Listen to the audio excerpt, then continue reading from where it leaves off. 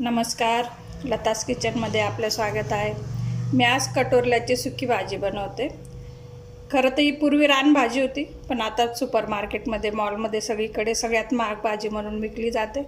या भाजीला काही फार मसाले वापरायचे नाही, कारण त्याची टेस्टच बिघडून जाईल. अगदी लसूणची चटणी, लसूण जिरं तिखटची चटणीमध्ये बनवायची, भरपूर तेल घालून अगदी पारंपरिक पद्धतीने.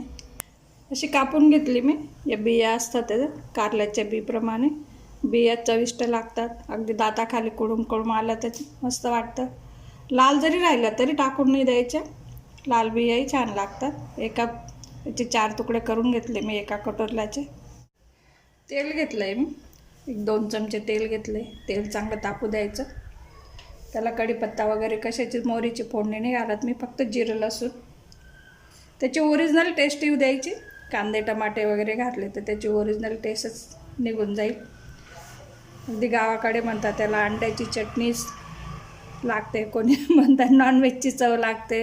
अगदी नॉनव्हेजपेक्षा याच्यात प्रोटीनचं प्रमाण जास्त आहे, सगळे जीवनसत्वाचं प्रमाण जास्त आहे. पूर्वी डोंगराळ भाग होता, त्याच्या आजूबाजूच्या गावांनाच मिळायची, दुर्मिळ भाजी राहायची, म्हणून महाग असते ती. तेल तापलं, जिरं घातलं.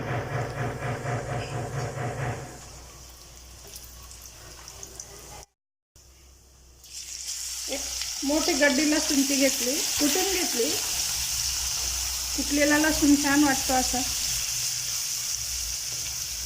चांगला तळून घ्यायचा त्याला, ब्राऊन होईस तोपर्यंत. कटोरल्यांमध्ये सगळे जीवनसत्व अगदी भरपूर प्रमाणात असतात. प्रोटीन तर असतंच, खनिज, जीवनसत्व, अँटीऑक्सिडंट जेही आपल्याला शरीरात अत्यावश्यक असतात. डायबेटीससाठी, कॅन्सरसाठी, अँटी एजिंगसाठी ते सगळं भरपूर प्रमाणात असतं.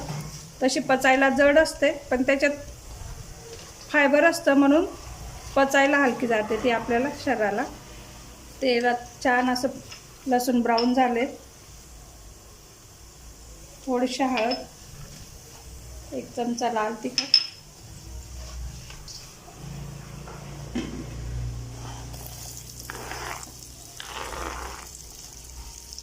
कमी गॅस ठेवायचा, म्हणजे अगदी मंद गॅसवर तेलामध्ये मस्त शिजते. झाकण ठेवून जाडबुडाची कढई घ्यायची. जाडबुडाचं पातेलं, कढई. आपल्याला पाणी घालायचं नाही त्याच्यात, तेलावरच शिजवायची. त्यात धना पावडर घातली मी, अगदी 1 चमचा घातली, नाहीच्या बरोबर घालायची. फक्त तिखट, लसूण तर कटोरल्याच्या फोडींना कोट होण्यासाठी थोडेसे टाकते मी. मीठ 1 चमचा. हिरव्या भाज्यांमध्ये मीठ कमीच लागतं, त्याच्यात क्षारचं प्रमाण भरपूर असतं. कोरडी झाली म्हणजे अजून ती खारट होते. थोडं अगदी 2 चमचे पाणी घालते मी. याच्यात वडे, मटमुगाचे वडे किंवा काही जण सांडगे म्हणतात त्याला, तेही टाकून करतात भाजी. ती तर चविष्टच लागते. झाकण ठेवते मी थोडं, 5 मिनटं. 5 मिनटं झालं. पाणी आटलंय छान होतं, मस्त तेलही सुटलंय, सुगंधही आला आहे. शिजले का आपण फोडी बघू. पाणी टाकायची आवश्यकता नसते खरं तर, पण खाली लागू नये म्हणून टाकलं मी. मस्त शिजलाय फोडी. त्याच्यात थोडा शेंगदाण्याचं कूट तर नाही टाकायचं त्याच्यात. ओलं खोबरं असेल तर टाकू शकतात, माझ्याकडे आहे. त्याची अजून टेस्ट पण वाढते, पचायलाही छान हलके जातात खोबऱ्यामुळे. दी भाकरीसोबत तर छानच लागते. पराठे, पोळी, मस्त कटोरल्याची दुर्मिळ भाजी करून बघा एकदा. पौष्टिक तेवढीच वर्षातनं 1-2दा तरी खावी असं म्हणतात गावाकडे.